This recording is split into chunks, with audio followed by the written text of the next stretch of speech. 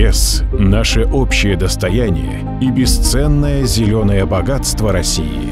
90% лесных пожаров возникают по неосторожности или беспечности человека. Пожары наносят непоправимый ущерб лесу. Будьте осторожны в лесу с огнем. Огонь в лесу – не просто опасность, а предвестник трагедии. Лес – это уникальное наследие, сохранить которое – наша задача.